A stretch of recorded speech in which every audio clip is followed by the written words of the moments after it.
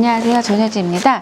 여러분, 제가 이제 이적해서 여러분이 조금 경찰헌법 따라오실 때 약간 혼선이 있으셨을까 정리를 다시 해드리면, 이 경찰헌법 기본서로 제가 올해 경찰 수업을 이제 시작을 했고, 근데 이제 우리 경찰 수강생들 직접 대면해서 수업한 건 아니어서 좀 여러분 잘 따라오고 있는지 제가 이제 게시판 등으로 확인은 하고 있어요. 그래서 여기 이 책이 실제로 시중에 나온 책 중에서 정말 좋고, 여기서 웬만한 건 다 나올 거고, 책 가독성도 좋고 계속 회독 올리시면 되는데, 이걸로 제가 회독을 해드리진 않았고, 얘를 이제 이렇게 요약한, 그러니까 내용은 똑같아요. 두 권 다 사실 필요는 없는데 노트 버전으로 해서 조금 이제 책 형태를 달리 보고 싶으실 수 있어서 압축 해독은 얘로 뺐어요. 그래서 이 책으로 압축을 하실 때 이제 책 형태는 요건데, 사실 요거니까 같은 내용이 전혀 다르지 않아요. 1도. 그러니까 압축 해독한 걸로 계속 들으셔서 마무리하시면 되고, 그리고 제가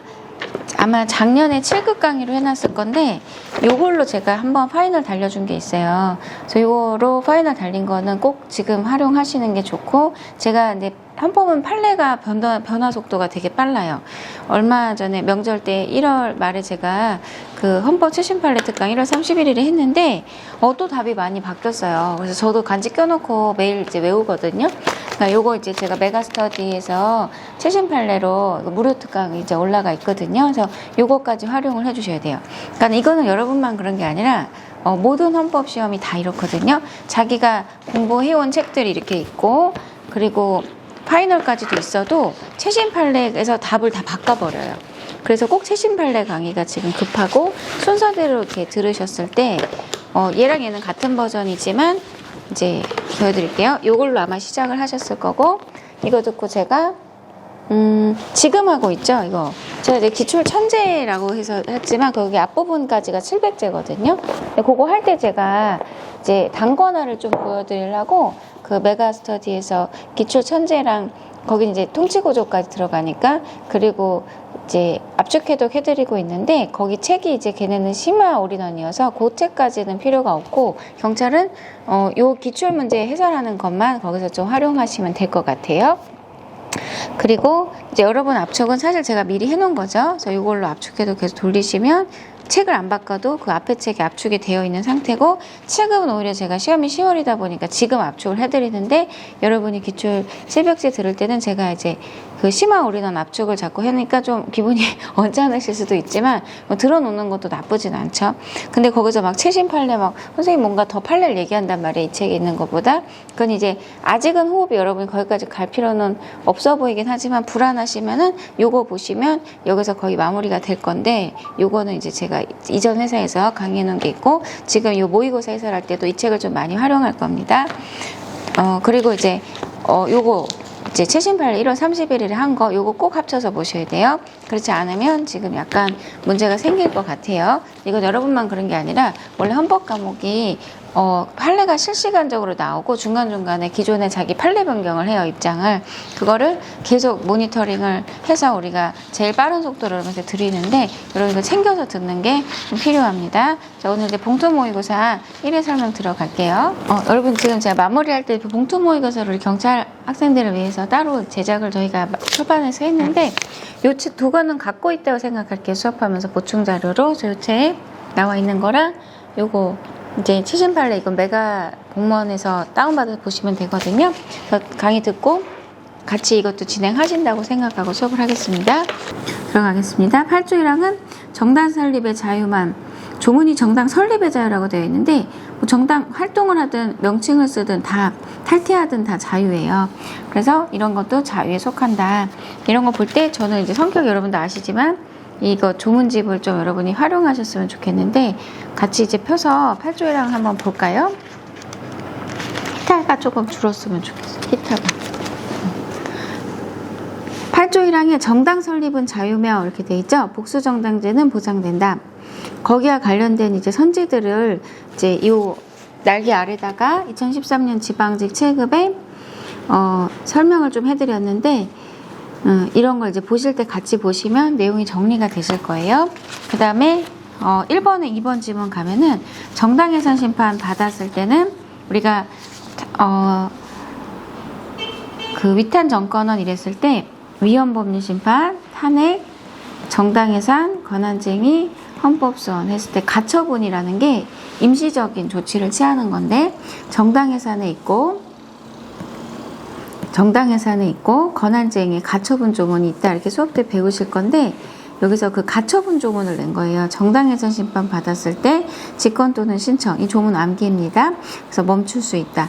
이런 제도가 어디엔 없는데 헌법소원엔 없는데 헌법소원도 이제 준용해서 하더라. 그래서 얘는 조문이 없는데 하는 거고 정당해산과 권한쟁의는 조문을 갖고 있는 거다. 그래서 거기까지를 이제 알고 계시면 좋은데 여러분 직렬상 지금 2편까지만 하니까 출제원분들이 요런 걸 낼지 말지가 조금 애매해요.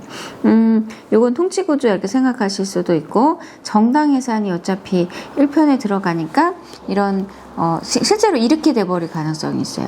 이게 1권에 해당하죠. 그러니까 같이 내버려도 되고 사실 공부를 좀 더 해서 마무리를 해주는 게 통치구조인데 통치구조를 본격적으로 안 낸다는 거지 간간히 느낌은 들어올 거예요. 그래서 지금 방금 제가 헌법소원은 없지만 준용합니다 이런 것도 내가 배운 건 아니지만 들어놓으면 괜찮고 이 정당법 조문인데 정당법 44조가 출제가 많이 되는 조문이죠. 44조에 옛날에 1항에 1호가 1호, 2호, 3호 있을 때 정당의 그 선거에 자기들이 출마를 해서 당선이 안 되고 그리고 기준율에 해당하지 않으면 등록을 취소한다. 정당 하지 마. 이렇게 한 건데 요 3호가 너무하다. 왜냐면 여러분 시험을 한 번에 붙지 못하는 경우들도 있잖아요. 근데 정당도 마찬가지인데 한 번에 당선자가 없었다.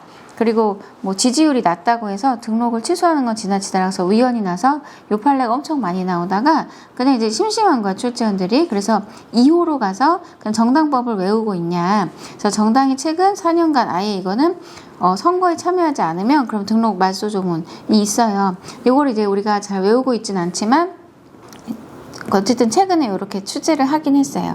그래서 정당법을 보실 때 중요 판례 부분은 정당법 44조 1항 3호가 위헌난 거긴 하지만 출제원들의 어떤 시선은 자꾸 그것만 내다보면은 좀 지루하다고 느끼시고 그 관련돼서 그 바로 위에 있는 조문도 이제 출제를 하시는 거죠. 그래서 2호에 해당하는 정당법 44조 1항 2호고 그리고 이제 원래도 여러분 잘 알고 계셔야 되는 게 이건데 얘는 뭐 항상 나오는 거죠. 사보임. 국회의원들을 그러니까 이게 사실 여러분 이런 부분이 통치구조에서 사실 본격적으로 해요. 근데 이게 정당제도랑도 섞여 있어. 그래서 우리가 지금 헌법 출제를 할 때 조금 이 부분에서 경찰 행정은 기본권까지 해라고 되게 칼같이 끊었으면 이거를 선지화하지 않는 게 맞고 사실 얘랑 정당이랑 같은 주제에서 이렇게 기출이 다 나왔던 것들이거든요. 그럼 집어넣으면 들어오는데 여러분은 뭐가 좋은지 모르겠지만 그래서 여러분 중렬은 좀 헌법은 아직은 출제 범위가 애매모호한 면이 있어서 자꾸 가필하면서 공부하면서 추가시킬 것들은 추가하는 게 맞을 것 같아서 따로 경찰 기본서가 나와 있는 건데 당론과 다른 견해를 가진 소속 국회의원을 사보임한다는 건 뭐냐면 국회의원들이 이제 300명이 모여서 일을 할 것 같지만 상임위로 이렇게 나뉘어져서 이제 법안을 처리를 할 때 이 보건복지위원회에 야당 위원과 이제 여당 위원이 들어갈 때 이제 여기서 동수가 나올 때 한 명의 표가 되게 중요한데 이 사람이 그 당론이라고 해서 당에서 정한 걸 따르지 않고 자기 생각대로 하려고 할 때 야, 이 국회의원 안 되겠다. 빼서 다른 상임위로 보내고 여기서 빼버려 라고 하니까 이 국회의원은 난 국민 대표인데 정당이 왜 이래라 저래라 하냐 이러면서 권한쟁의를 걸었어요. 헌법상 권한 침해다. 이거는 걸 수 있는 형태입니다. 국회의원 헌법기관이고 자신의 어떤 권한이 침해될 가능성이 있기 때문에 헌법재판소가 판시로서 이제 받아주긴 했는데 사실상 받아들여야 된다. 우리가 정당제 민주주의라고 정당의 역할이 점점 현대사에서 그 기능이 켜지기 때문에 이 정도는 우리가 좀 제도 차원에서 이렇게 균형 있게 국민 대표라는 점도 있지만 정당의 사실상 영향을 배제하지 않는 어떤 조문에 해당해서 실제로 국회법에 이제 사보임 할 때는 교섭단체 대표위원, 그 정당 출신 국회의원들로 구성된 단체가 교섭단체인데 그 대표원의 요청으로 이제 국회의장이 이렇게 이제 사보임을 결정할 수 있거든요. 그 구조를 따른 거기 때문에 이 제도권 안에 있다고 본 거야. 그래서 내가 국민 대표란 관점에서 정당을 봤을 때는 정당은 사적단체인데 왜 나한테 이래라 저래라 하냐라고 생각하겠지만 사실 이제 그렇게 하기에는 정당이 많이 컸다 아이야. 그래서 많이 컸다는 거지. 제도 자체가 이제 정당을 수용하고 있기 때문에 이게 받아들여야 되는 거다. 즉 권한 침해 아니라는 거야. 그래서 이게 중요 판례는 되게 맞아요. 근데 이걸 통치 구조로도 보고 정당제에서도 양쪽 다 낼 수 있는 주제여갖고 분량을 어디까지 할 거냐 이런 논점이긴 해요. 자, 2번 가겠습니다. 근데 우리가 지금 공통 모의고사가 여러분 봐주는 스타일은 좀 아니어서 기분이 막 겁나 좋고 이러진 않을 것 같아요. 그다음에 이번에 선거 근데 많이 적중할 거예요. 저희 팀 자체가 워낙 실력들이 출중하셔서 자, 선거권 쪽에서 이제 여러분 사실 기본권은 안 어려운 거 아실 거예요. 근데 이제 통치구조가 문제에서 앞으로 빠지면 좀 무거울 수밖에 없고 기본권을 먼저 출제를 해주시면은 통치구조 그러니까 그 앞에 제도적 보장을 내더라도 걔가 이제 뒤쪽 그러니까 20문제 출제할 때도 순서에 따라서 난이도 차이가 좀 있어요. 그래서 이런 거는 실제 시험에서 만약에 생각보다 내가 제도 쪽을 그렇게 강하게 생각 안 해 중하게 출제를 하시면 빨리 풀고 다시 보자 이렇게 전략을 짜시고 당황하실 필요는 없어요. 어차피 걔가 배열상 기본권을 먼저 내고 뒤쪽으로 빼서 뭐 17번에 놓고 20번에 놓으면 풀만한 건데 1, 2로 오면 힘들거든요. 지금 저희가 1, 2로 와 있는 형태에서 좀 부담될 텐데 집행유예가 뭔지 아시죠? 이 사람은 삶을 살라는 거야. 죄를 지었더라도 그냥 참작할 게 있었던 거죠. 그래서 집행유예 중인 사람에게 선거권을 제한하는 거는 우리 헌재가 단순위원을 냈어요.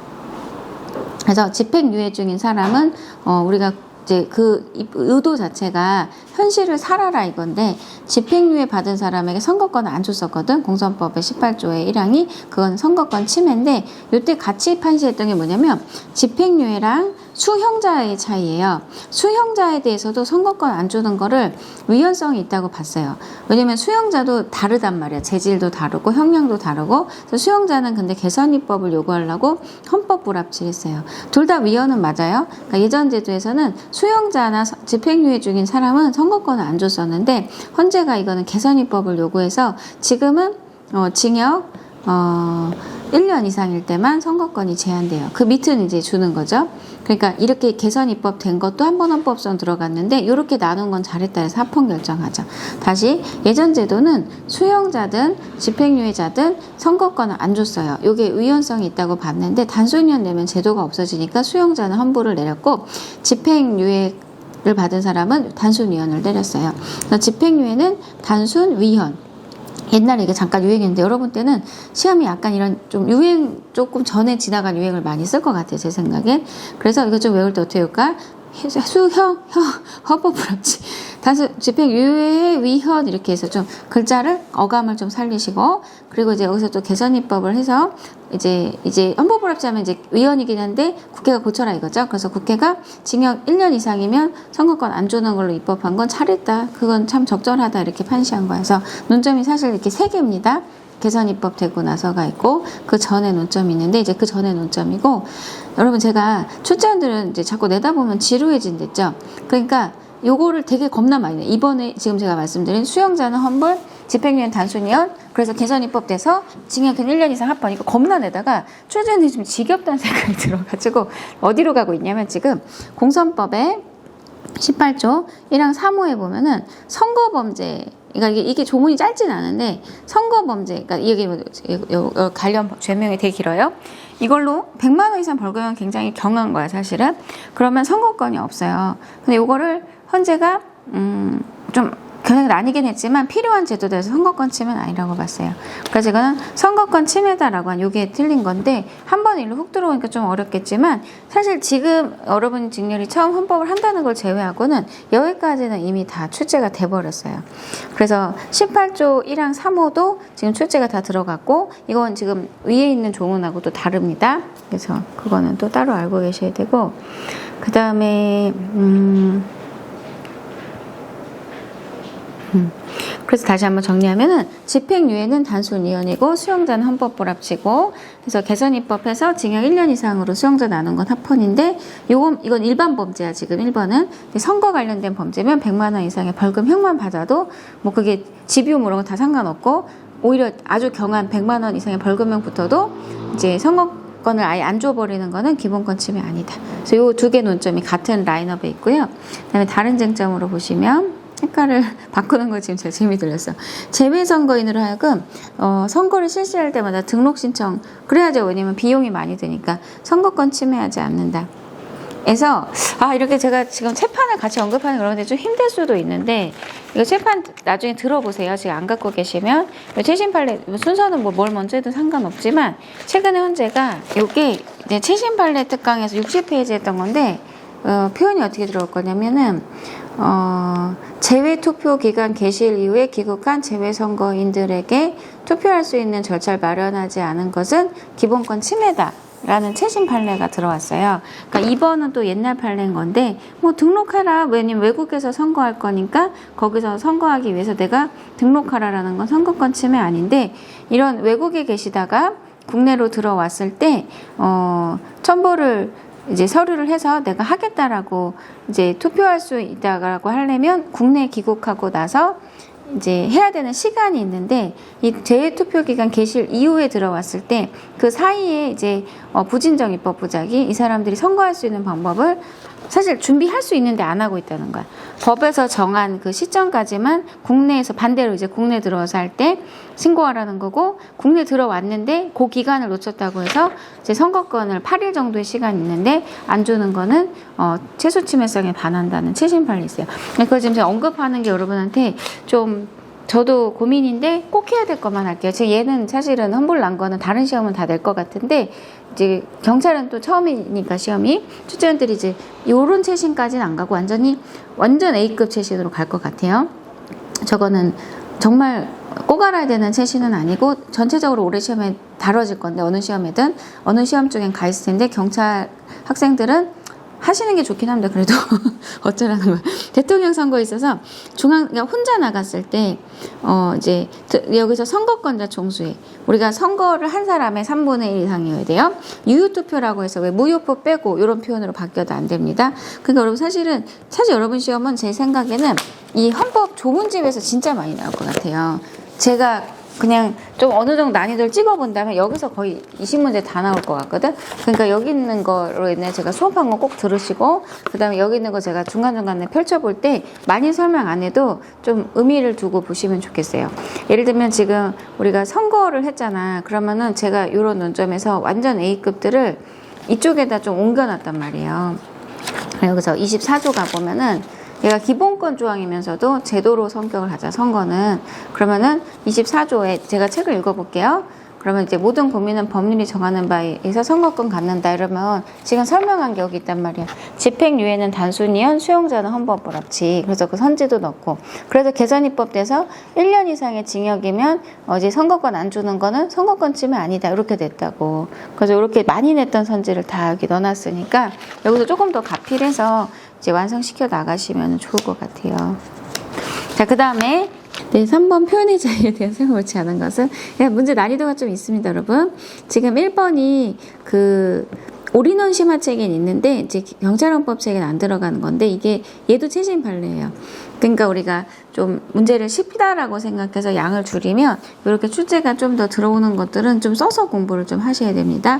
이게 문화예술인 탄압했던 블랙리스트 사건인데 헌재가 이거는 기본권 침해라고 얘기했어요. 그렇게 간단하게 이 정도만 정리해서 책에 적으라는 게 제가 이제 이 경찰 노트나 이런 헌법 낼 때 생각인데 제 성격이 사실 이게 그렇게 또 자연스럽진 않아요. 그래서 내년부터는 경찰 학생들이 그냥 들으실 때 심화 오류는 다 통합을 하려고 합니다. 그래서 여러분한테 양을 줄여주고 뭘 빼주고 하는 게 그냥 제 성격에 맞지가 않아요.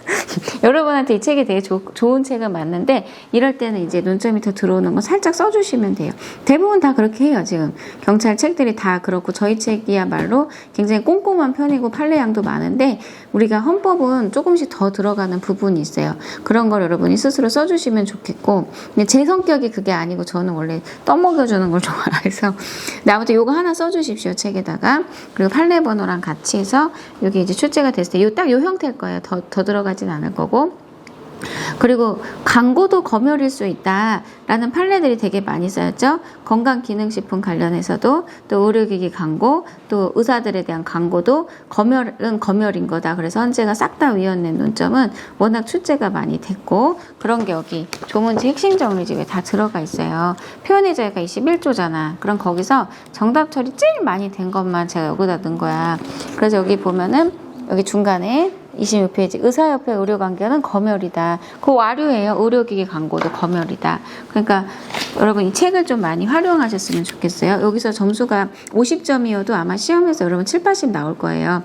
왜냐면 지금 헌법 첫 시험이다 보니까 출제원들이 좀 제한을 많이 걸 것 같고, 근데 결국은 심화 올인원하고 똑같아질 것 같아요. 몇 년, 한 3년 안에.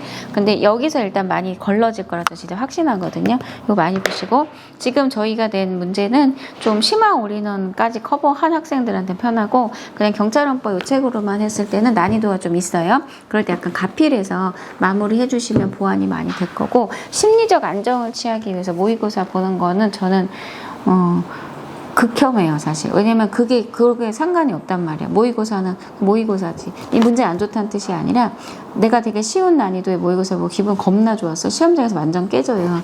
그러니까 모의고사로 심리적인 방어를 하는 거는 좀 그렇게 좋은 선택지는 아니고, 여러분 때는 지금 가봐야 알아요, 시험이 사실은. 그래서 생각을 다양하게, 어려울 수도 있고 쉬울 수도 있어. 폭이 있을 거야. 신문 등 진행하는 법률에 등록 조항이라고, 거기 이제 일하시는 분들을 등록하라, 그런 이제 법에 정한 요건 같은 거 가져서 등록하라는 거는 그냥 내용을 요구하는 게 아니야. 검열이라는 건요, 행정권이 주체가 돼서 탄압하는 거 있잖아. 독재 정권에서 자기들 비판하는 거. 검열의 개념은 일단 행정부가 주체가 돼야 돼요. 그리고 행정권이 주체가 돼야 되고, 내용을 보고 내용을 봐야 돼. 어떤 규격, 뭐 다른 거 보면은 검열 아니야. 사전에 막아야 돼. 그리고 사번에 억제할 수 있어야 돼. 그래서 사법부가 어떤 방송에 나갈 게 이상한 것 같아서 약간 가처분, 방영금지 이런 건 검열 아니야. 사법부가 하니까. 그래서 사후적인 규제도 검열 아니에요. 근데 이제 우리가 광고는 느슨하게 보다가 최근에 광고도 어쨌든 행정권이 주체가, 결국 뒤에 행정부가 있는 거니까 내용을 보고 막으면 다 검열로 봐서 위헌 싹 내고 있고, 얘는 검열은 아닌데, 이렇게 신문 등록하라는 게 검열은 아닌데, 다만 이때 우리가 좀 불필요하다고 본 부분이 있어요. 뭐냐면 항상 발행인과 편집인을 뭐 3명씩, 뭐 5명씩 돌아, 이런 게 좀 이제 처음 시작하는, 지금은 우리가 좀 그런 일을 하는 성격이고 모여서 하는 상황이 아니잖아. 또 프리랜서들도 이런 매체들 많이 쓰거든요. 그러니까 항상 상시 이렇게 사람을 꼭 둬야 된다라는 거는 불필요하다라고 해서, 이게 가인금지, 지나치다, 가인금지에 반한다고 해서 위헌이 냈어요. 사실 이 검열 논점보다는 이 판시는 가인금지 원칙의 위반이라는 논점이 더 중요한 판시예요. 그래서 고용 및 확인 조항은 5명의 사람을 취재 편집을 고령하라는 거는 사전허가 금지 원칙에 반하지 않지만 지나치다, 그래서 가인금지에 반한다. 그래서 우리가 나대의 법비 구조라고, 이것 때문은 아닌데 다른 게 위헌일 때, 이것 때문은 아닌 걸 갖고 선지를 내버리면 여러분 머릿속에는 이게 그럼 위헌이 아니었나 이렇게 생각할 수 있지만, 사실 걔의 진짜 포인트는 가인금지에 반해서 언론의 자유 침해라고 본 부분이 있어요. 그래서 거기까지가 잘 정리가 돼야 되고요. 그 다음에 이게 제일 편한, 그러니까 제가 경찰법 생각했을 때 이런 정도의 난이도 걸 생각해. 사실은 3번도 좀 많이 어렵고 2번은 하는 게 맞고요. 음란 표현은 표현의 자유의 보호형에 속한다. 사실 예전에도 판례가 이걸 그렇게 안 보다가 이걸 빼버리면 이제 관련 기본권이 아예 없어지면서 규제하기 더 어렵다고 본 거야. 그래서 음란한 표현 한 번 보면 잊혀지지 않을 해악을 갖고 있어도 그게 검열의, 그러니까 표현의 자유라는 기본권. 그리고 마약을 하는 것도 기본권인가요? 마약하는 건 기본권이죠. 일반적 행동자유권. 그러면 음란 표현은 표현 자체는 표현의 자유 21조의 기본권이다. 그래서 우리가 기본권의 보호 영역에 넣어야 그걸 이제 못하게 하는 게 제한이고, 제한이 침해는 아니죠. 가인금지 원칙 준수하고 본질적 내용 침해하지 않으면 침해는 아닌데, 우리가 보호 영역을 묻는 것과 이제 제한을 묻는 게 좀 어려운 난이도예요. 네, 그 다음에 이것도 21조를 가서 제가 보시면 음란 표현은 표현의 자유 보호 영역에 속해 라는 걸 25페이지 보면은 여기다가 정리를 여러분 자꾸 하고 싶잖아. 얘가 그러니까 노트 형태로 이제 학생들이 제일 많이 쓰는 게 그 핵심 정리인데, 언론 표현에 표현에 이걸 21조로 표현의 자유라고 하잖아. 음란 표현도 표현의 자유에 들어온다. 이게 제일 많이 나왔던 거야. 그러니까 여기 주제를 낼 때는 여기서 답을 주로 낸다 이거죠. 그래서 이렇게 책을 좀 쓰시면 좋겠고, 지금 이 문제 자체는 난이도가 있다고 계속 말씀드리고 있어요. 제가 아직 색을 못 정했어. 색을 이제 정해갈게요. 재판 청구권에 대한 설명 옳지 않은 것은 이것도 최신 판례야. 그래서 이게 아직 안 나온 2011년도 최신, 2021년 판례들이 좀 어려운데, 그냥 느낌으로 풀 수 있어요. 진 사람이 소송 비용 내라. 그러니까 피고인 때문에 이제 소송 비용 든 거잖아. 그러니까 너가 이제 그런 객관적인 비용들은 대라라는 거는 재판 청구가 침해하지 않는다.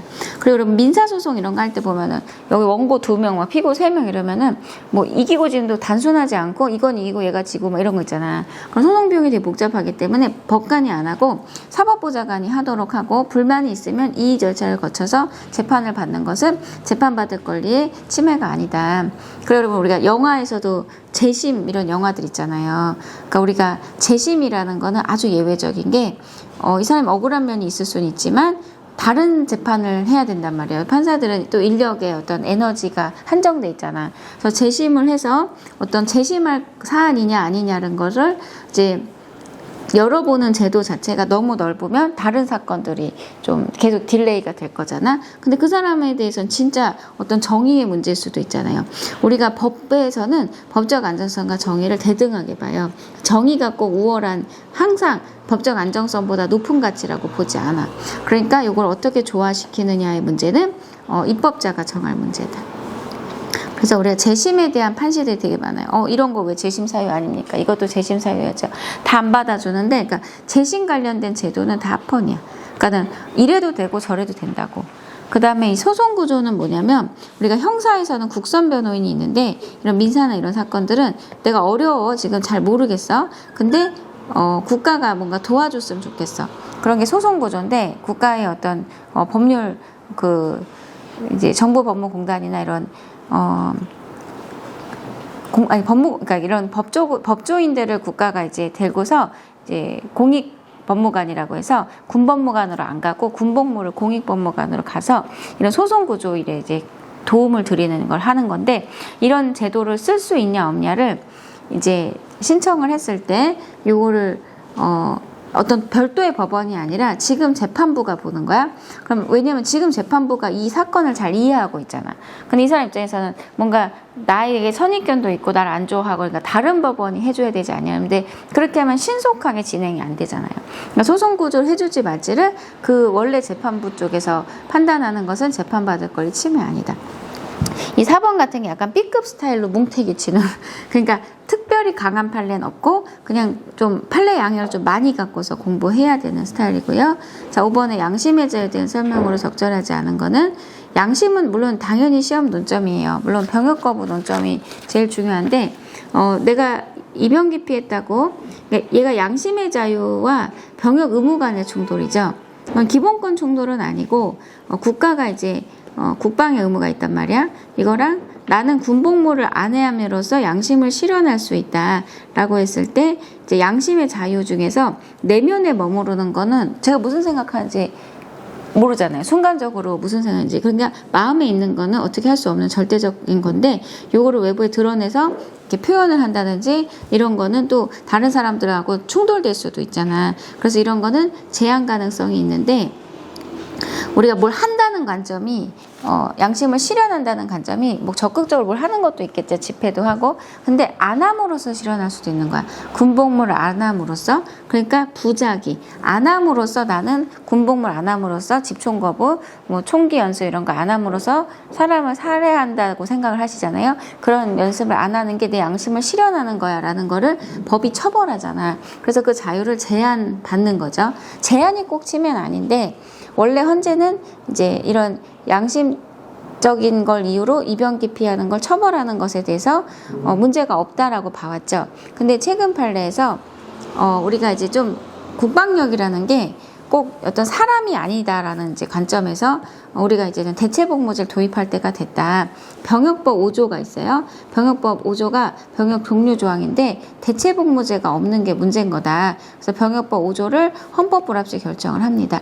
약간 좀 유의할 부분은 원래 헌재가 이걸 2004년부터 해서 3번 판시하는데 병역법 88조에 걔는 이제 이 처벌 조항인데 얘가 처벌해도 돼. 첫 번째 2004년 판례 합헌, 2011년 판례 병역법 88조 물론 이때 비례 심사를 좀 했어요. 엄격한 심사 그래도 합헌. 요번에 이제 헌불 날 때는 병역 종료 조항을 헌불 낸 거야. 그러면서 88조는 여전히 합헌. 그때 논리는 좀 나뉘긴 했지만 어차피 대체복무제가 도입되면 그거조차 안 하는 사람은 처벌해야 하지 않겠냐 이거야. 그러니까 병역법 88조 합헌. 이 말은 뭐냐면 앞에 판례 내도 되고 다 내도 돼요. 이거는 명확하게 판례를 폐기한 게 아닌 거거든. 그냥 입장이 달라진 거지. 그러니까 지금 시점에서도 옛날 판례들도 좀 같이 놓고 보는 게 맞는데 자, anyway 선지에서 어쨌든 전체적인 논점에서 같이 쓸 수 있는 게 부작위에 의한 양심 실현. 군복무를 안 함으로써 나는 양심을 실현할 수 있다고 주장하고 있는 거예요. 그리고 양심은 있잖아. 다른 사람들이 보기에 이성적이냐 이런 거는 중요한 기준이 아니에요. 왜냐면 다른 사람들이 보기에라는 건 질서인 거야 이미. 그러니까 다른 사람들이 생각하기에 맞는 방향이 이 사람한테는 전체 내 인생이 무너질 것 같은 내 마음이 무너질 것 같은 그런 상황을 양심 그러니까 이건 소수의 양심을 얘기해요. 그래서 판례가 이걸 이렇게도 설명했어. 양심적 병역 거부라고 해서 이 병역 거부가 정말 양심적이라고 얘기하는 건 아니다. 그러니까 군복무를 이행하는 많은 사람들이 비양심적이라고 생각해서는 안 된다. 이런 것도 선지화되고 있어.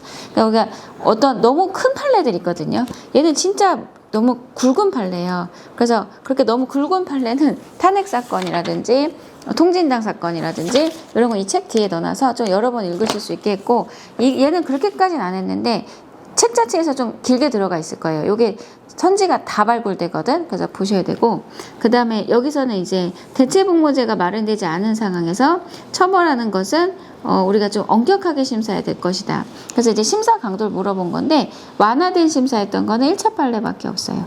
그냥 당연히 군복무 해야지 이렇게. 근데 2번부터는 물론 합헌 결정한 거겠지만 여기서부터는 2번부터는 비례 심사했고 세 번째는 이제 대체복무제를 두지 않은 게 헌법불합치하고 병역법은 여전히 합헌 결정했는데 심사 관점은 비례 심사했다라는 출제입니다. 여기가 아직 출제가 정형화되진 않았고 그냥 산발적으로 지문 발췌하고 있어요. 출제들이니까 중요 판례라고 보는 거죠. 그러니까 내용을 다 긁고 있는 상황입니다.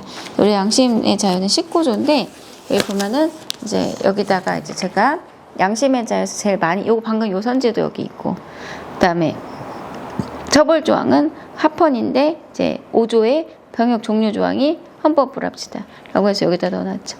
많이 나오죠. 여러분이 더 가필해서 모의고사 이것도 좋고 이제 또 다른 어떤 기출 선지들 풀다가 중요한 것 같아 이러면 좀 써놓고 해서 새로 완성시켜서 쓰시면 저걸 되게 많이 쓰시거든요. 학생분들이. 자, 6번 갈게요. 형사보상 청구에 대한 설명으로 적절한 것은 이런 게 조금 여러분의 지엽적이죠. 얘네 기본권 맞습니다. 이게 억울하게 구금됐다가 무죄 선고받은 사람에게 꼭 국가가 잘못했다는 걸 전제하지 않아요. 그거는 국가배상으로 해결하면 되는데 그러니까 이거 이제 1번이 그거죠. 형사보상을 수령했다고 국가배상을 안 해주는 건 아니야.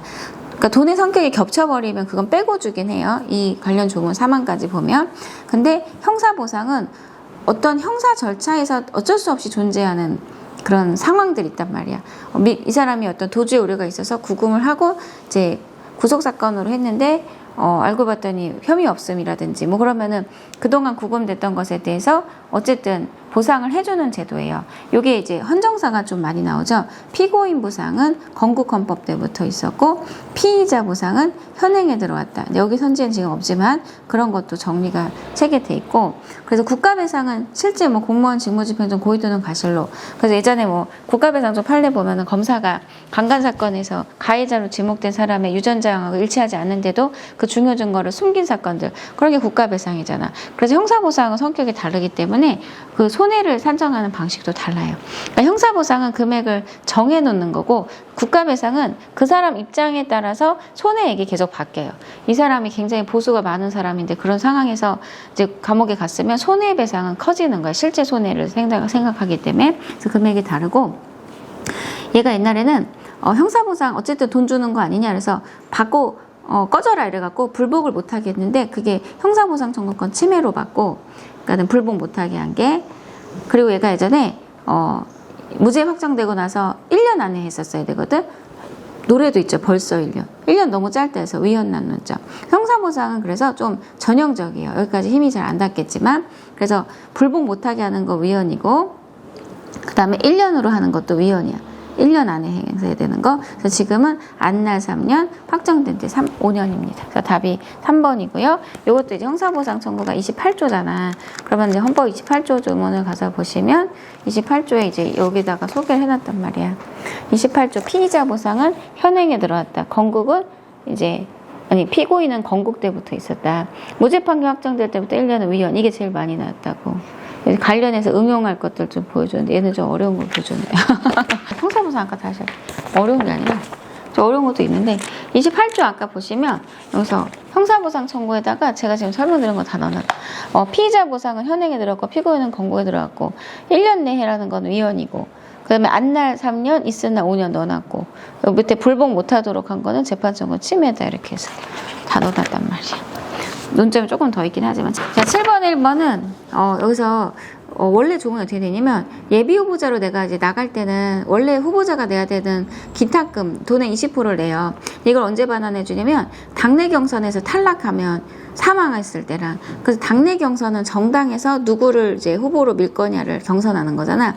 여기서 탈락하면 이걸 반환해 주는 조문은 있었거든. 근데 이게 국회의원도 마찬가지예요. 이 판시가 유사 판례가 있어요. 예비 후보자가 당내 경선 전에 공천심사에서 탈락했어. 이거는 돌려주는 조문이 없는 거야. 그래서 더 앞에서 탈락한 거잖아, 이거는.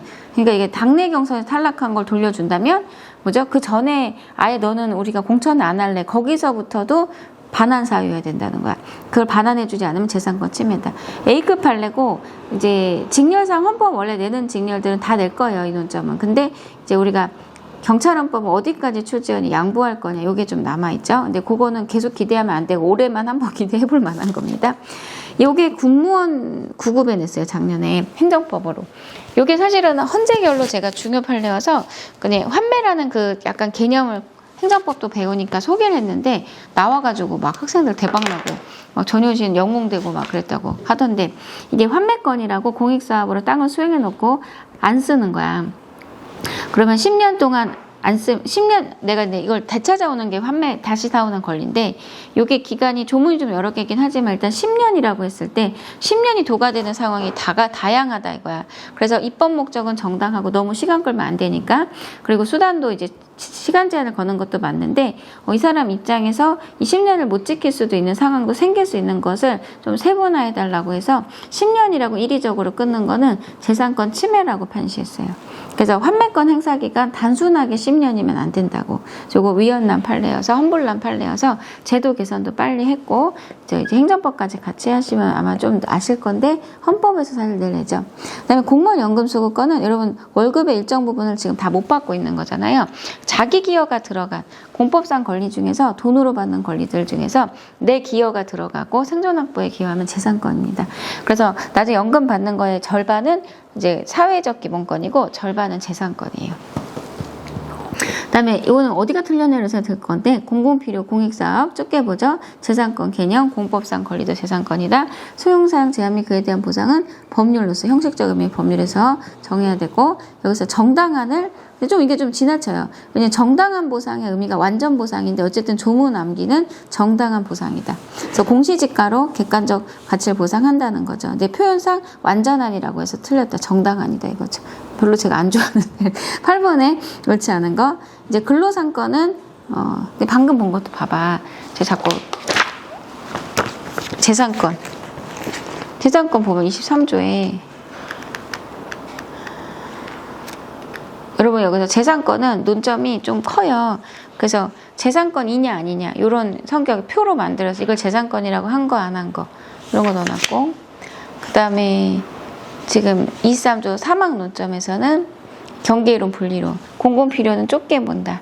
그리고 여기서 여러분 정당한이라고 되어 있는 거를 표시해 놓고 이런 식으로 자기 스스로가 완성시켜 가고 나올 것들 체크해 보시고 그 다음에 근로상권은 이제 우리 노조가 근로조건의 향상을 위해서 노동조합 만들고 함께 단체를 결성하고 또 협상을 하고 단체 행동을 하는 게 근로상권인데 근로조건의 향상을 위해서라고 돼 있죠. 근데 노조와 관련된 성격의 헌법이 33조인데 우리가 일반적인 결사가 21조거든. 그냥 모이는 것 자체. 결사에 대한 허가제는 금지. 아까 그 표현의 자유에서 검열금지랑 똑같은 거야. 모이는 걸 허락받는 건 금지돼. 근데 노조는 따로 이런 말을 헌법에 33조에 써놓진 않았지만 일반 조항의 성격으로 이제 노조도 결사에 대한 허가제는 금지돼요. 그러니까 노조를 더 특별한 성격으로 헌법은 보호하려는 거지 일반 조항을 배제하려는 건 아니기 때문에 노조를 만들 때 허락받아라 이런 위헌이에요. 이거 중요 논점인데 행정법원법 다 낼 수 있는 형태인데 아직 안 나왔고요. 그리고 헌법 산수조 암기죠. 법률이 정하는 중요 방위산업체에 근로하는 단체 행동권만 법률이 정하는 바에 대해서 인정하지 않을 수 있다. 그 다음에 그 노동자 결상, 여기서 봐봐. 우리가 이제 자유라는 건 결사의 자유잖아. 자유는 하는 것도 자유가 안 하는 것도 모이는 것도 자유가 안 모이는 거 이걸 소극적 결사의 자유라고 그래. 난 모임 싫어. 저도 별로 안 좋아하거든요. 소극적 결사의 자유도 자유인 거야. 근데 특이한 게 노조는 이런 말 있죠. 모여야 산다. 흩어지면 죽는다. 노조는 무조건 모이는 것만 보호해. 이 보호 영역 자체가 아까 음란 표현도 표현의 영역인 거랑 같은 쟁점인데 근로상권은 안 모이는 건 보호를 못해요.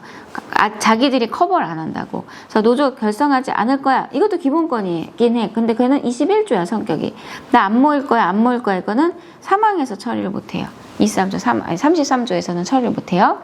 그 다음에 근로상권은 우리가 사업자와 대등하게, 그러니까 약자잖아요. 어떻게 보면 지금은 많이 좀 달라졌지만 근로자 한 명이 어떻게 힘의 균형을 이루겠어. 근로자가 여러 명 모여서 그냥 핵심적으로 뭔가 붙어야 기업이나 총수랑 대등해질 수 있어서 사회적 성격을 띈 그런 자유권이다 이렇게 얘기합니다.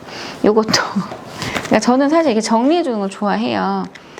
그러니까 그게 제 일이고 제가 항상 신경 쓰는 거고 제가 어떤 물건 정리는 안 좋아하는데 내용 정리 좋아해요. 근로조건의 향상을 위해서 이게 목적이고 그래서 안 모이는 건 포함되지 않아. 소극적 단결 이런 거 항상 나온단 말이에요. 근데 어쨌든 유니언 사업장이라고 노조가 협상을 통해서 이제 기업의 3분의 2 이상 차지한 노조가 있을 때 그 고용인이 근로자를 채용하면 무조건 노조에 들어오게 하라는 협상도 우리나라가 용인하거든요. 적극적 단결권이 근로자 개인의 단결하지 않을 자유보다 중시되기 때문에 단결하지 않을 자유는 기본권이 아닌 게 아니라 기본권인데 그때 성격 21조고 노조 설립할 때 설립신고서 내야 되는 거 이거는 단결권 침해 아니다. 이 논점에서 노조도 단체 결성에 대한 허가제는 금지다. 이게 허가제가 아니라고. 그래서 이런 게 공부가 좀 더 돼 있으면 좋아요. 해드리고 싶으면 안 돼. 시간이 없네. 11번 평등 원칙에 대한 설명으로 옳지 않은 것은 헌법에서 평등은 내용이 좀 없어요. 무슨 말이냐면 너랑 어떤 혜택이 나갈 때 뭐 그 혈우병 환자 지원해주는 복지 혜택이 나갈 때 이쪽은 나가고 이쪽은 주민투표권으로 할까? 주민투표권은 법률 차원의 제도잖아. 그러니까 주고 안 주고의 합리적 이유가 있으면 돼. 그래서 원래 헌법은 평등을 완화된 심사로 봐요. 둘을 달리하면 이유가 있냐. 근데 하필 누리고 못 누리는 게 공무단인 거. 공무원 가산점이야. 그럼 얘는 주고 얘는 안 주는 게 기본권의 제한이잖아. 그때는 차별 취급으로 인한 기본권의 중대한 제한. 그럼 헌법이 특별히 평등을 요구하는 게 있어요. 언제? 혼인가족. 그러면은 양성평등 이런 거 되게 중시하잖아. 이럴 때 그런 부분에 있어서 예를 들면 종부세로 이제 세대별 합산을 해서 결혼했다는 이유로 종부세가 갑자기 부과된다든지 이러면 엄격하게 심사해요. 그래서 그때는 비례 심사한다. 그래서 평등은 원래 완화된 자의금지 심사하는데 비례 심사할 때가 있다.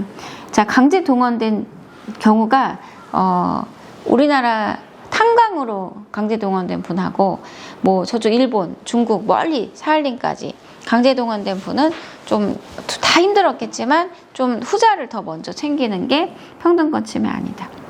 자, 65세 미만의 장애인 가운데 우리 65세부터는 노인으로 보기 때문에 이게 어떤 일을 한다고 생각을 안 해요.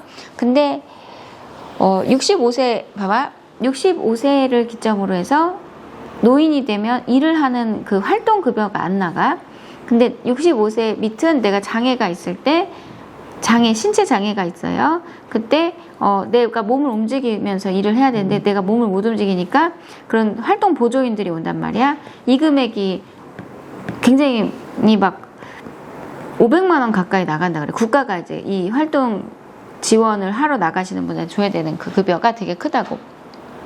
근데 이분은 65세 미만인데 그 노인은 아닌데 노인성 질병이 있어. 파킨슨병. 이 파킨슨병이.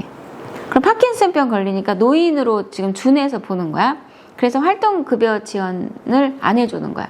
평등원칙 위반. 이거 반드시 나올 건데 올해 위반된다고 봤어요. 왜냐면 파킨슨병도 초기가 있고 활동하는 경우가 있거든요. 그러니까 무조건 65세 미만에, 그러니까 결국 노인은 아니지만 법으로 노인성 질병이 있다고 해서 일을 안 할 거다라고 생각하는 거는 평등원칙에 반한다. 이거 되게 중요한 판례. 올해를 수놓을 판례. 그래서 얘는 이제 이런 걸 제가 이제 그 해 잘 지켜보고 이제 조문집에 넣는데 이런 것도 계속 쌓여가니까 좀 핵심 정리 역할을 많이 하는 것 같아요. 이제 4번은 너무 중요한데 이제 우리가 원래 자율형 사립고라고 제가 어렸을 때는 과학고가 있었는데 과학고에 이렇게 정기 전형하고 이거 보래들만 보잖아요. 그리고 사실 제 친구도 여기 떨어졌는데 그러면 이제 저는 이게 뭐 전기후기 생각 안 했는데 지금 생각해보면 이게 후기야. 후기에 이제 일반 학교로 가는 거죠. 물론 일반 학교도 좋은 학교 많은데 진짜 또 특목 고른 애들은 워낙 자기들끼리 뭘 하고 싶은 게 있어서 가는데 저도 몰랐지만 자율형 사립고가 전기에 있었던 건데 여기 또 정권의 어떤 생각이 바뀐 건데 자율형 사립고가 왜 여기 있냐, 일로 가라. 너네 특별히 뭐 배우는 거 다른 거 뭐 공부 되게 잘하고 그런 거 아닌 것 같더라 하면서 일로 보낸 건데 이거에 대해서 이제 학교들은 이게 전기에 가야 그래도 많이 지원을 하잖아요. 일단 거기가 더 좋은 학교라는 느낌도 있을 거고. 그래서 후기로 간 거를 다퉜는데 후기로 간 걸 다른 말로 동시선발 진행 조항이라 그래. 그러니까 일반 학교랑 동시에 하라고. 그건 학교법인의 이제 기본권 침해는 아니에요.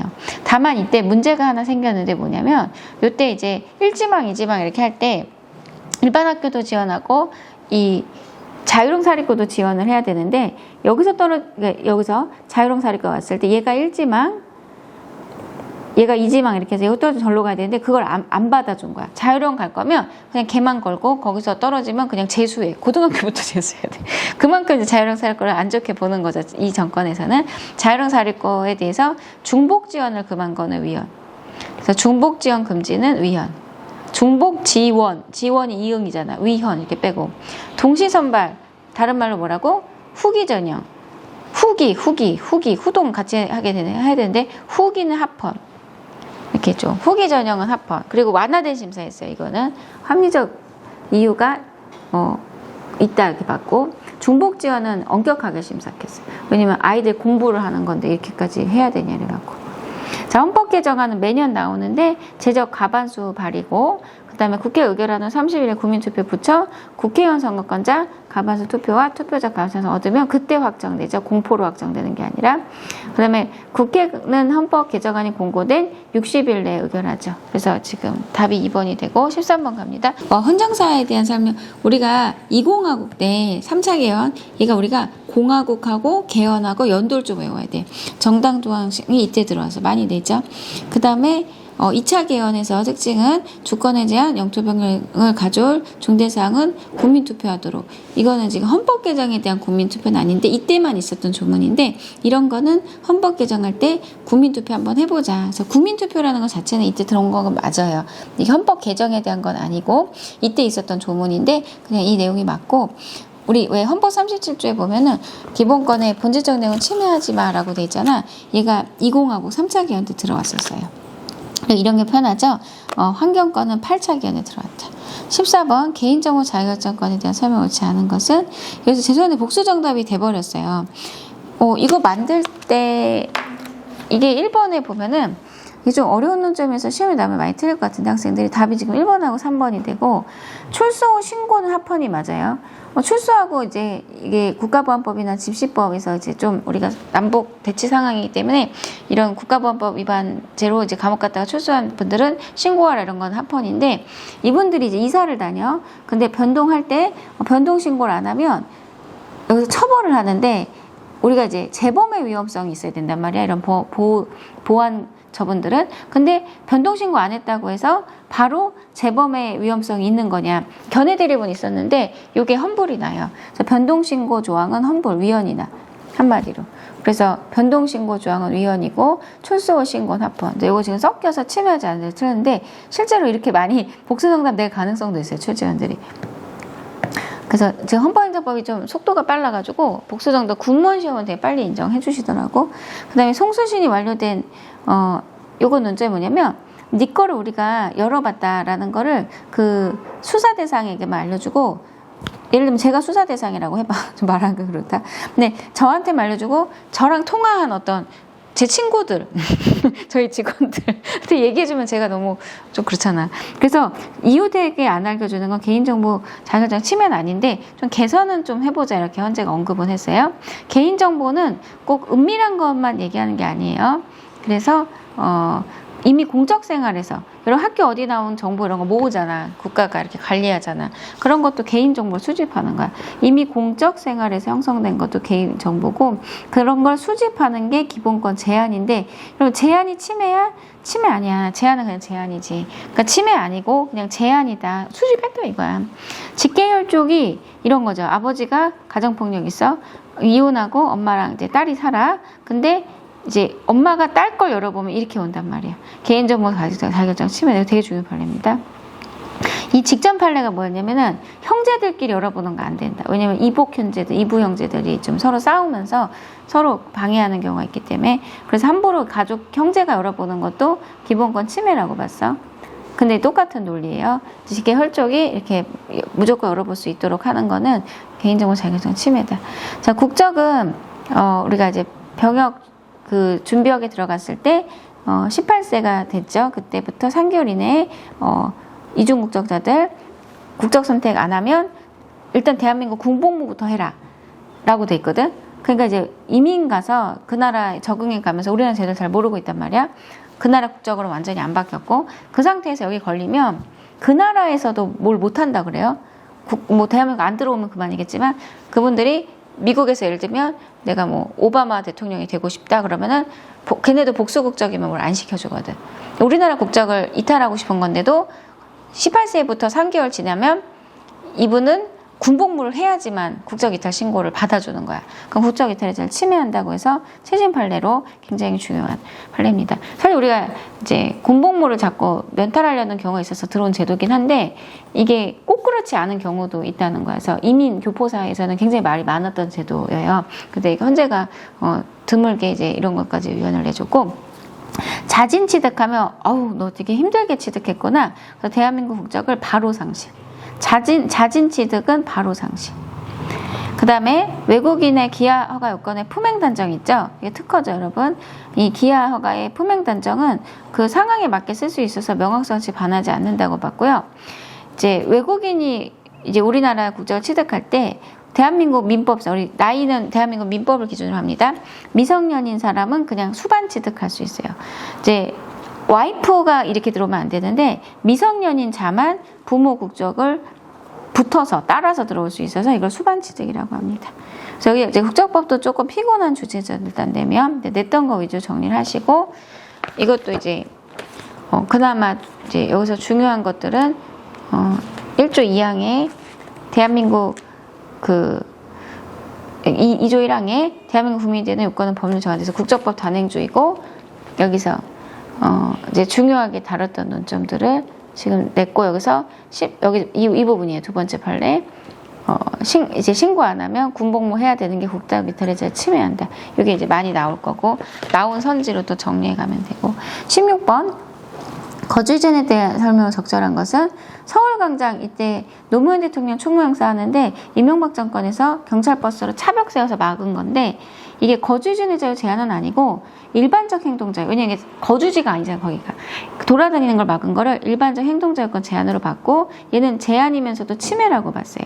근데 이게 거주이전의 자유라고 이제 제한한다고 해서 틀리게 굉장히 많이 내는 논점입니다. 거기 사는 곳이 아니기 때문에 그냥 일반적 행동자유권의 문제예요. 그게 침해고. 그 다음에 군복무 할 때 여러분 전입신고를 바꾸나요? 안 바꾸죠. 원래 세대지에다가 주민등록 해놓고 그냥 오시는 건데, 이분은 뭐 무슨 일이 있었는지 자기 주민등록을 군대 안으로 바꾸고 싶은 거야. 그걸 안 받아주는 주민등록법이 나의 거주지를 제한한다 주장인데 제한을 안 하지. 왜냐면 주민등록 병역이 되어 있는 쪽에만 우리가 지내는 게 아니잖아.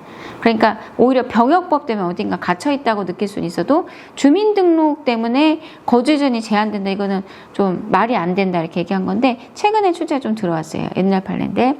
그 다음에 우리 여행금지국가 여기 아프가니스탄 이런 데죠. 거기에서 여권이 예외적으로 나가는 게 이제 그런 신문 이런 방송국들인데 그런 것도 없이 함부로 방문하면 처벌하는 게 기본권 침해하지 않죠.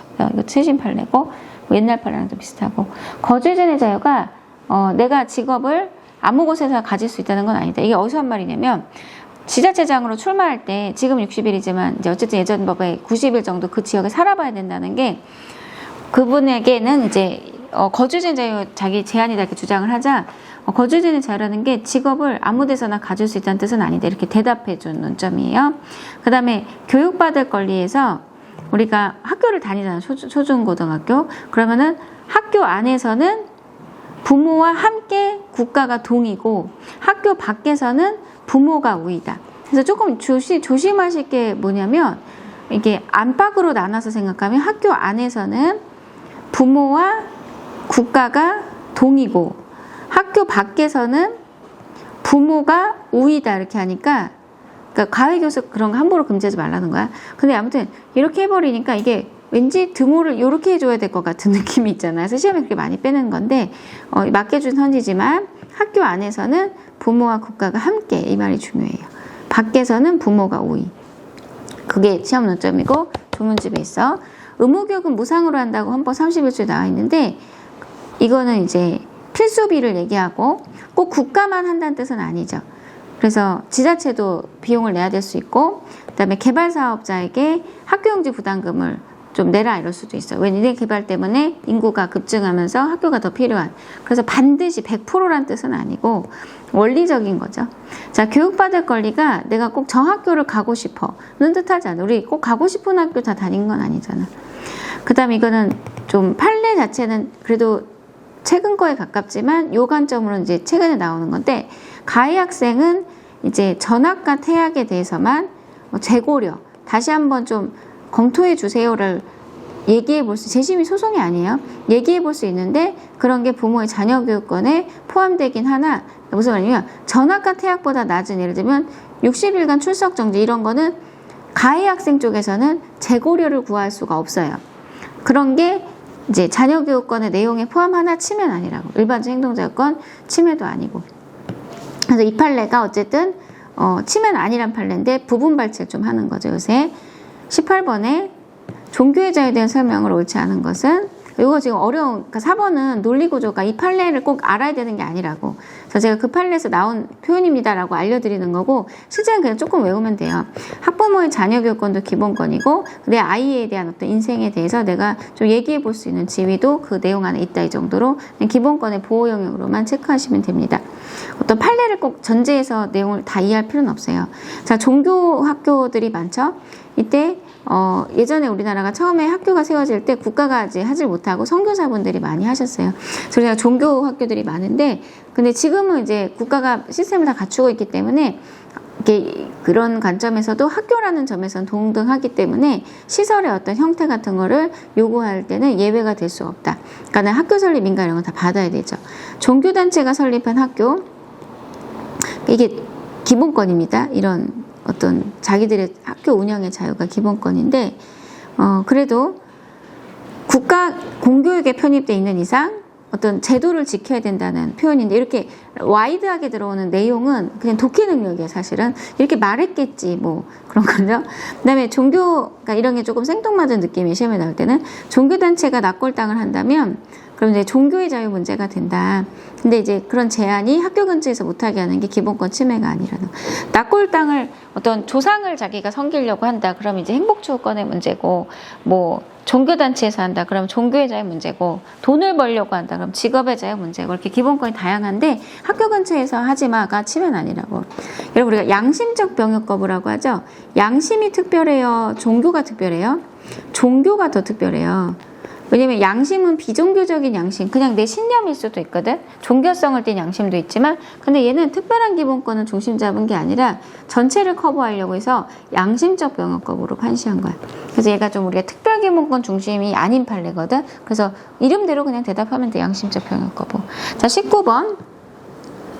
직업의 자유에 대한 설명. 그러니까 제가 봤을 때 이제 이런 기본권 쪽이 중심이 될 것 같긴 한데, 아까 말씀드린 대로 1, 2번이 이렇게 제도를 먼저 내버리면 약간 멘붕이 온다고. 순서만 좀 바뀌어도 어려운 느낌이 덜하니까 시험장에서 행여나 이제 기본권이 보다 이제 이렇게 저희 지금 시험처럼 앞에가 좀 어려운 논점이 있으면 빨리 1, 2번 대충 풀고 다 풀고 다시 볼 생각 하시면 돼요. 요거 중요 판례죠. 최근에도 사건이 있었는데, 학원이나 체육시설에서 어린이 통학버스에는 이렇게 선생님이 같이 타라고, 애기들이 여기서 혼자 내렸다가 다 안 내렸는데 출발하면서 차량에 끼어서 이제 돌아가시는 사고들이 생겨요. 그런 게 직업 수행을 이제 못하게 하는 건 아니고 방식인데 침해는 아니다. 세무사 자격 변호사는 원래 옛날에 변호사 자격에 세무사 자격도 줬거든. 그래서 계속 세무 일을 해왔는데 갑자기 전면적 금지는 직업의 자유 침해다. 이것도 많이 나왔어요. 직업의 자유 제가 이 조문 여기다 핵심 정리도 넣어놨는데 얘도 지금 비교 판례가 또 생겼어요. 요거는 여기 최신 판례 특강으로 지금 최근에 한 건데 이제 어찌됐건 이제 막았어요. 이거는 뭐냐면 변호사 자격 있는 자에게 더 이상 세무대리는 안 나가요. 더 이상 세무사 자격을 부여하지 않는 건 합헌이야. 진짜 헌법 어떤 과목인지 알겠죠? 합헌. 얘가 2018 헌막 2018에 나왔다는 게 아니라 이때 들어갔다는 거고 최근에 판시됐어요. 2021에 말에. 요거는 이제 최신 판례. 그러니까 왼쪽이 물론 더 강세일 거야. 아직 얘가 더 나와야 돼서. 근데 요거랑 이제 비교를 하고 있어야 시험장에서 딴 거 냈는데 잘못 안 푼다고. 그 다음에 거짓이나 부정한 방법으로 속여서 운전면허 받았을 때 면허가 5개인데 다 취소할 필요는 없고 속인 것만 취소하라고. 다 취소하면 직업의 자유 침해다. 불필요하게 다 취소한다 이거지. 아동학대, 성범죄 이런 걸로 감옥 갔다 오면 10년간 취업 제한은 직업의 자유 침해야 라고 보죠 판례가. 그러니까 한 사람의 인생에서 직업을 갖기 위한 훈련의 시간이 굉장히 길기 때문에 그 사람이 감옥 갔다 왔다는 이유로 10년 동안 그 자기가 했던 일을 못하게 하는 건 지나치다고 봐요. 우리는 그 헌재가 지나치다고 느껴지지. 그래서 시험에 많이 나옵니다. 교도소장이 수용자가 없는 상태에서 이제 검사를 하는 건 그래야 더 효율적이잖아. 사생활 비밀의 침해라고 볼 수 없고, 간통죄를 처벌하는 건 형사재판이기 때문에 혼인민족 간통죄도 그렇고 누구랑 잤냐 이런 게 다 드러나잖아. 사생활의 비밀과 자유 침해한다. 그 다음에 운전자가 안전띠 매기 싫은데 매라고 하니까 사생활의 자유를 침해한다 주장하니까 운전하는 공간은 도로고 도로는 사생활이 아니야. 네가 지금 착각하는 거야 이런 거지. 이거는 일반적 행동자유의 문제고 제한이지만 제한이 침해가 아닌 거죠. 그래서 이거 사생활 아니야. 도로는 공적 공간이에요. 너무 시꺼멓게 해놓고 다닌 것도 불법입니다. 자, 개인정보가 이제 여기서 좀 파생되는 면이 있어서 여기서 같이 낼 수 있는데 이미 공개된 것도 개인정보다. 앞에 나온 선지는 좀 겹치네요. 자, 오늘 이제 여기까지 하고 여러분 수고 많이 하셨습니다. 감사합니다.